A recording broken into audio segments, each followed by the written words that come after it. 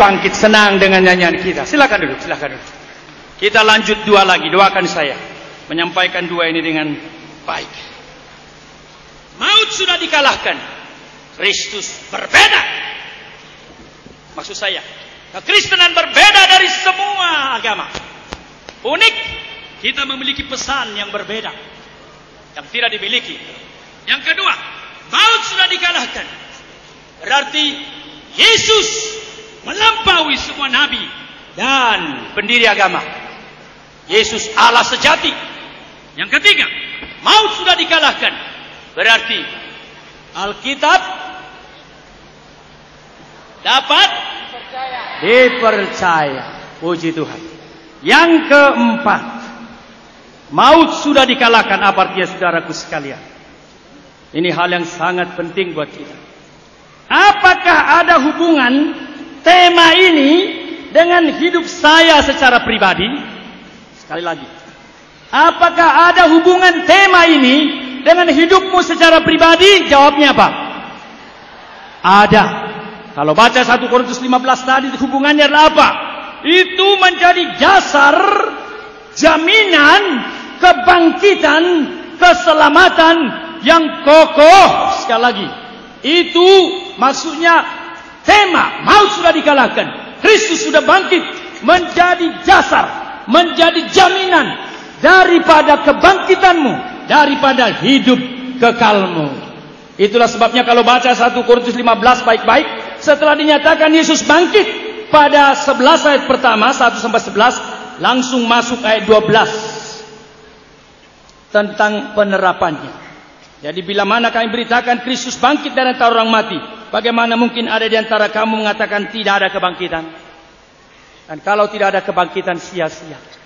Lalu kita baca tadi ayatnya, yang benar ialah Kristus memang benar-benar bangkit, ayat 20. Lalu kita baca tadi ayat 23, tetapi tiap-tiap orang menurut urutannya, Kristus sebagai buah sulung, sesudah itu mereka yang menjadi miliknya. Puji Tuhan.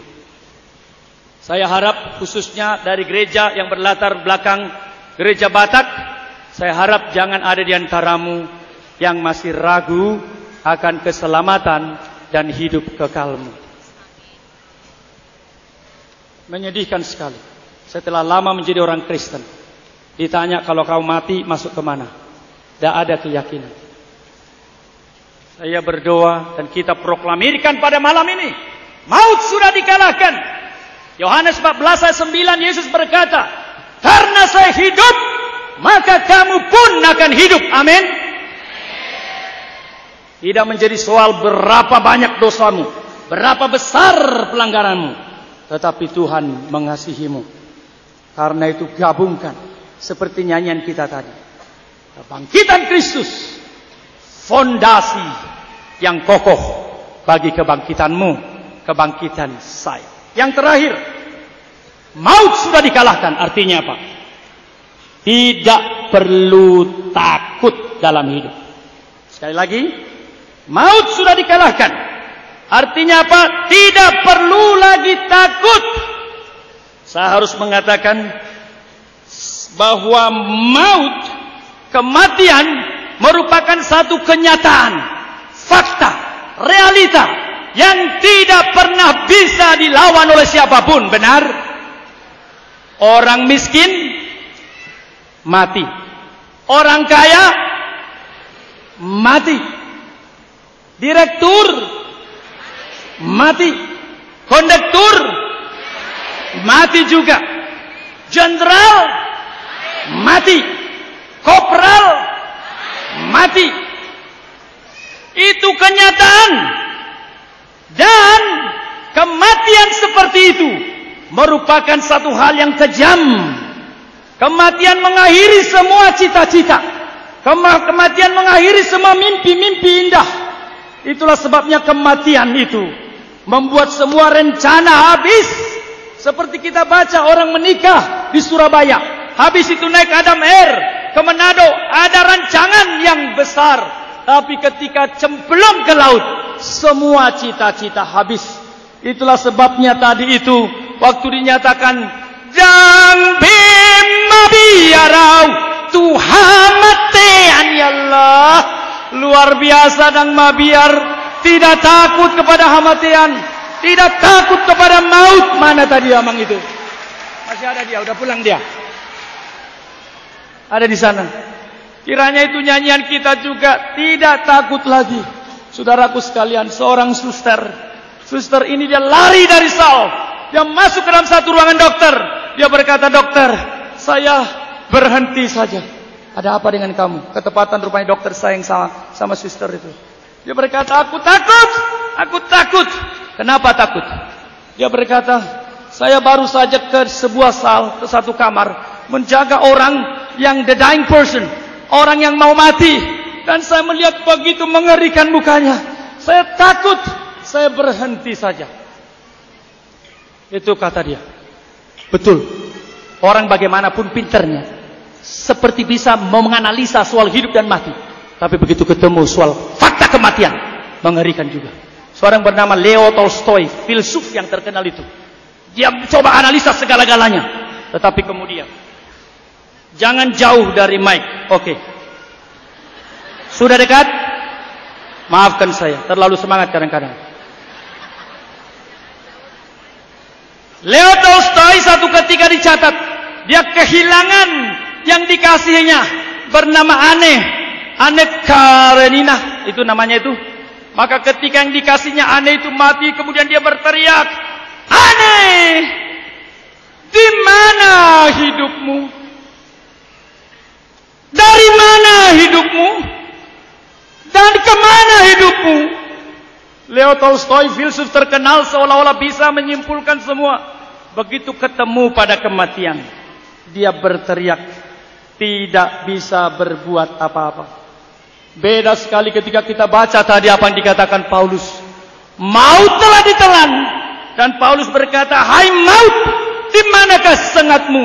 Hai maut, di manakah kemenanganmu? Kok bisa sih orang hidup menantang maut? Kok bisa? Inilah kebangkitan Tuhan. Karena Paulus sudah menggabungkan dirinya dengan kebangkitan Tuhan, dia tidak takut lagi mati. Jadi jangan takut. Kita tidak tahu kapan kita mati. Indonesia memang rasa aman dan kenyamanan kecil sekali. Naik pesawat jatuh, Adam Air jatuh juga, Garuda jatuh juga. Naik kapal tenggelam, naik kereta cemplung. Karena apa? Kedisiplinan makin jauh dari seluruh umat di Indonesia. Mulai dari pejabat tinggi sampai rendah. Kata yang paling jauh daripada kita adalah tidak disiplin. Karena kita tidak disiplin, maka dalam banyak hal kita mengerikan. Saya puji Tuhan, maut sudah dikalahkan. Dan ada yang menarik, di dalam ayat yang ke-26 itu dikatakan itu musuh terakhir. Mari kita baca satu ya. Musuh yang terakhir dibinasakan ialah maut. Kalau yang terakhir maut, sebelumnya apa? Apa?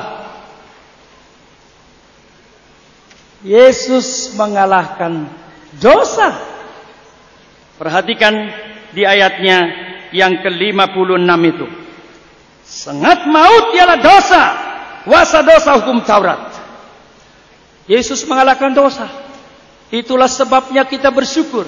Kalau di dalam Roma 6 dikatakan, kamu diperbudak oleh dosa, tetapi setelah kamu mengalami Kristus, kamu dimerdekakan. Roma 6 ayatnya yang ke-22.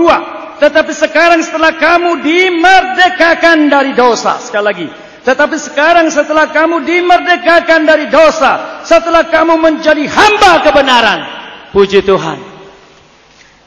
Musuh terakhir maut sudah beres, sudah diselesaikan. Sebelumnya apa? Dosa sudah dikalahkan. Artinya apa, saudaraku? Setiap saudara yang merasa diperhamba dosa, saya mau lepas dari narkoba, saya mau lepas dari pornografi, saya mau lepas dari perselingkuhan, saya mau lepas dari judi, saya mau lepas dari alkohol, tapi saya tidak bisa. Malam ini nikmati ayat ini. Yesus sudah mengalahkan dosa. dan kamu dilepaskan dari perbudakan dosa. Apalagi musuh terakhir dikalahkan, maut. Apalagi setan, kuasa gelap. Saya harus menyinggung ini sebelum kita akhiri. Mengapa? Karena orang Batak itu sangat dekat dengan dukun. Maafkan, saya mengenal majelis-majelis langganan dukun. Itu sebabnya kalau gereja dari berlatar belakang Batak, banyak yang tidak hidup. Karena apa? Mungkin salah satu, karena pelayan-pelayannya bukan saja tidak memiliki hidup baru, bukan saja tidak memiliki pertobatan, tetapi mereka pun diperbudak oleh semacam perdukunan. Itu sebabnya, demi nama Yesus saya mengatakan kepadamu, tinggalkan segala macam perdukunan. Jangan katakan, ini adalah si bora pagar, ini menjaga badan. Ada orang berkata begini, dukun ini ada bermacam-macam. Satu yang namanya black magic, itu menghancurkan orang lain. Itu memang nggak boleh. Tetapi ada yang namanya white magic, itu magic putih, jaga badan, supaya kita aman, supaya kita tenang. Itu adalah hikmat dari Tuhan Yesus. Saya mengatakan kepadamu, nanti baca di rumah Ulangan pasal 18. Saya tidak punya waktu menjelaskan itu. Ulangan pasal 18 ayat 10 sampai 12. Di sana dikatakan bentuk perdukunan apapun tidak boleh. Mempersembahkan anaknya kemanapun tidak boleh. Seperti kepada dalam api dan lain sebagainya. Itu praktek perjanjian lama. Biarlah malam ini, demi nama Yesus, saya menyerukan kepadamu, bersihkan dirimu dari segala macam paranormal, dari segala macam perdukunan. Salah satu yang saya sedih adalah kalau saya tahu bahwa pemimpin-pemimpin kita juga pergi ke dukun, ke paranormal. Saya berkata, Tuhan, sampai kapan Indonesia banyak masjid, banyak gereja, banyak tempat ibadah, tapi tetap menyakiti hati Tuhan, pergi ke perdukunan. Karena itu kita harus berdoa syafaat malam ini.